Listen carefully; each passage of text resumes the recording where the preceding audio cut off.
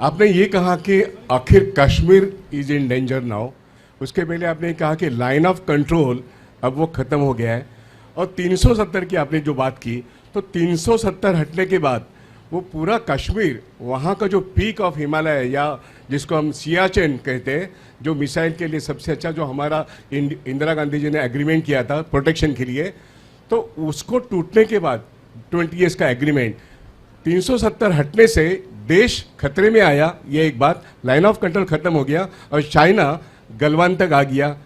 ये कितना रिस्की है, और हमारा सियाचिन वो अब हमारे हाथ में जाएगा या चाइना के हाथ में जाएगा?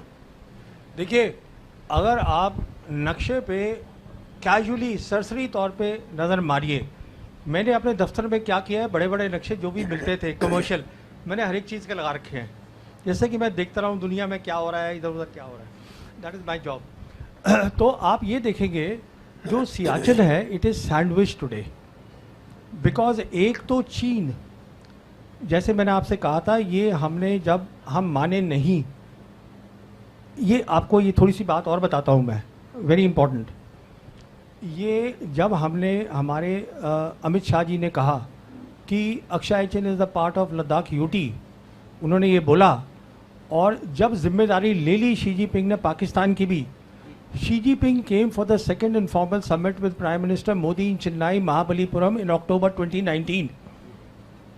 और जो एक खास बात शी जिनपिंग ने रिक्वेस्ट करी प्राइम मिनिस्टर से, जिसको हमारी मीडिया ने बताया ही नहीं, जो कि हिंदू का जो कॉरेस्पॉन्डेंट था चाइना में, उसने लिखा, मैंने वहां से देखा, वोंग ही फॉरेन मिनिस्टर था, who was part of that second informal summit. Xi Jinping told prime minister Modi that if you want peace in South Asia, you have to look at the triangular peace between China, Pakistan and India. अच्छा, वो piece कैसे हो सकती है? China के साथ piece का मतलब ये था हिंदुस्तान की कि आप वो अक्षय चिन्ह को वहाँ से हटाइए, और पाकिस्तान का मतलब ये था कि आप कश्मीर में बातचीत शुरू करिए। हमने उसको नज़रअंदाज कर दिया।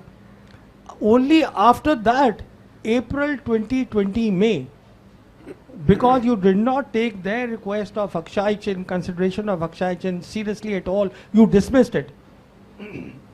They came in East Ladakh, and today they are sitting at most places close to their November 1959 line.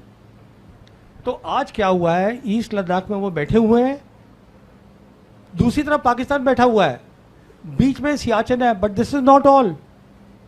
Siachen में हमारी ऑयल पाइपलाइंस हैं, हमारे जो लड़के हैं, they are sitting at passes like Siala, Bilafondla, they are 15,000 feet, उस पर बैठे हैं लड़के।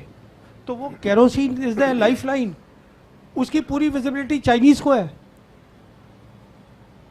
तो वो जिस दिन करेंगे कश्मीर की बात, पहले वहीं से शुरू होगी। I want to ask 3 questions. Sir, I'm really sorry to interrupt you, but just ask one question because there are many other people who want these to. are all related questions. I understand that, sir, but we'll come to that. एक question ये है कि belt and road का जो काम, जो Gwadar port से connected है एक्चुअली, तो ग्वादर पोर्ट का तो काम बंद पड़ा हुआ है। एक क्वेश्चन वो है। दूसरा, Imran Khan was removed on because Americans wanted him to be removed. तो अमेरिकन्स का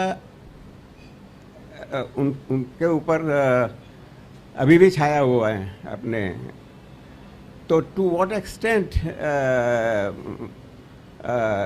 Pakistan is aligned with America और and China actually. See, agar it comes to a situation where they have to take sides, on which side will they go actually? और तीसरा question जो है ये related है कि ये जो UAVs का जो रशिया और उसमें जो इस्तेमाल हुआ है दोनों साइड से एक्चुअली, हैज़ इट चेंज? क्योंकि भाई सैटेलाइट का रोल उसमें कुछ कम हो गया है उसमें। अच्छा, देखिए, has it affected the satellite? I've got your questions. Now let me start with the first one very quickly. you know, perhaps you have missed a very important news. वो न्यूज़ ये है कि last year, I think it was November or October, the Chinese Prime Minister Li Kuan and the Pakistan Prime Minister, they inaugurated the Gwadar airport together.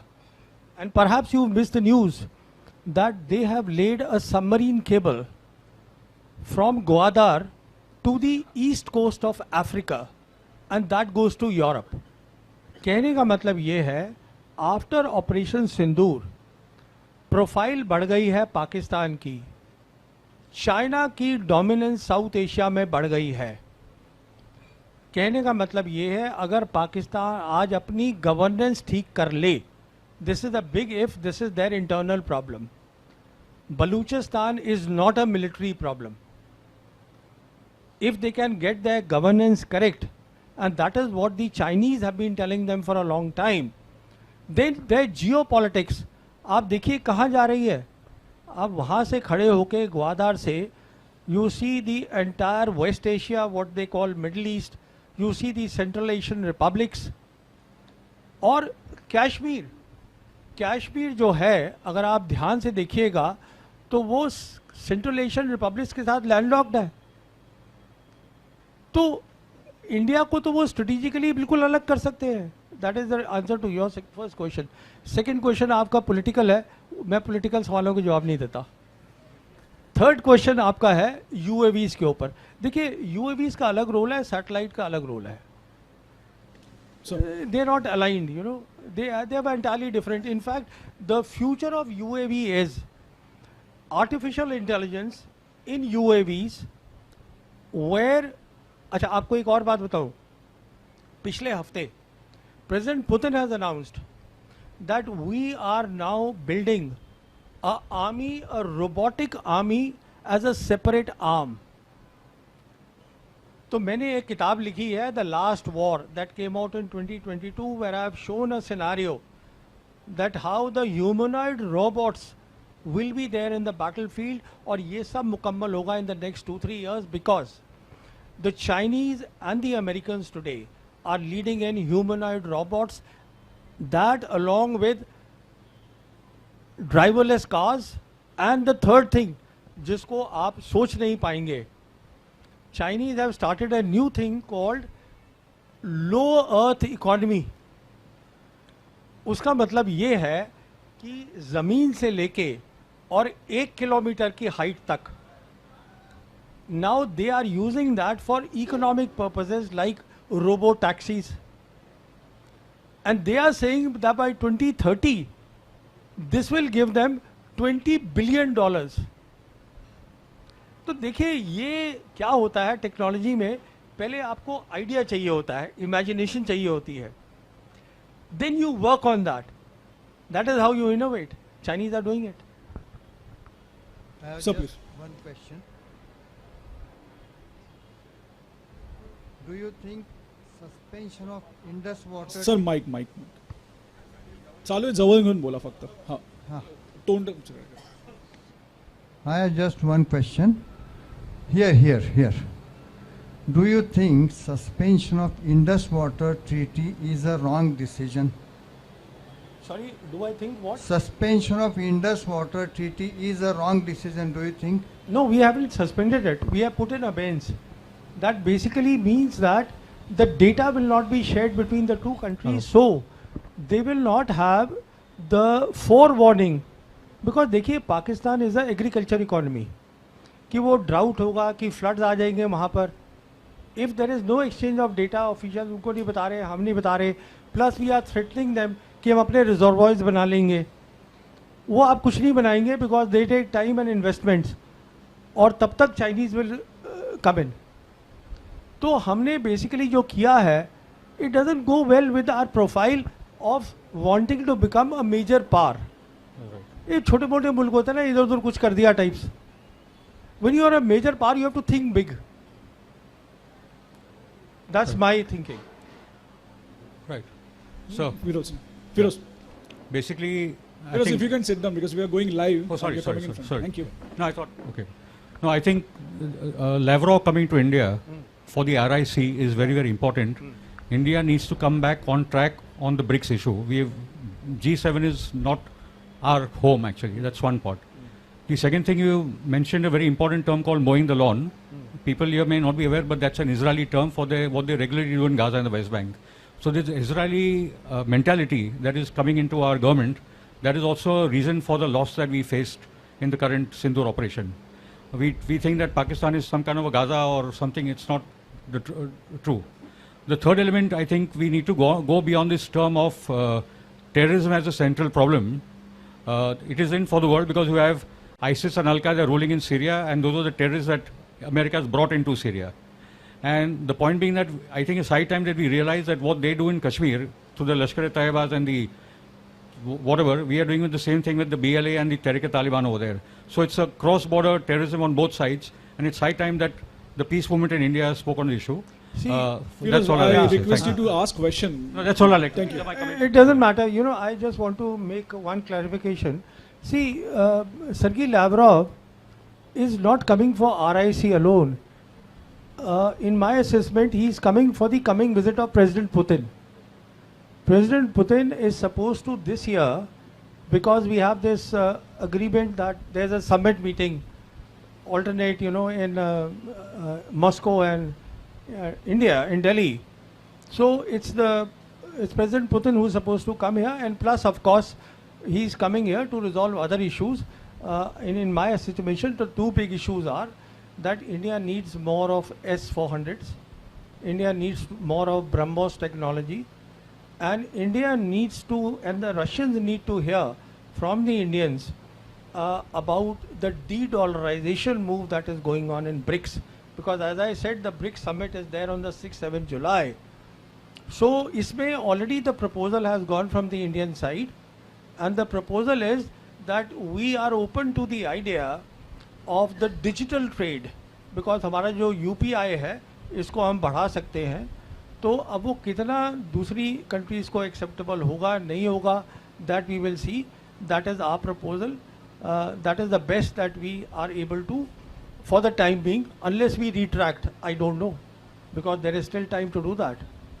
So वो मुझे मालूम नहीं है. और जहाँ तक G7 का सवाल है, देखिए हम G7 के मेंबर नहीं हैं, एंड अगेन यहाँ पर एक हाइप बनाई जा रही है.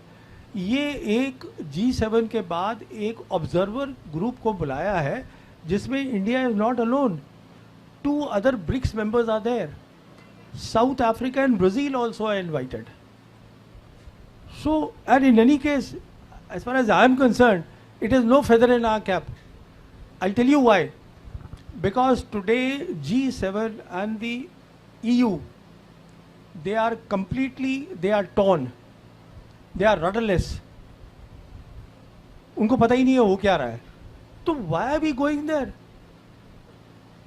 B.N. Kumar. Hi, sir. With all the discussion that happened so far, I get the impression that it is not Operation Sindoor, but Operation Blunder rather. Was it too early for us to have agreed for the ceasefire? And once upon a time, we were looking at, the world was looking at China plus strategy. Is it not the right time for us to look at US plus strategy also? देखिए, as far as Operation Sindoor was concerned, neither side wanted to escalate, because both sided.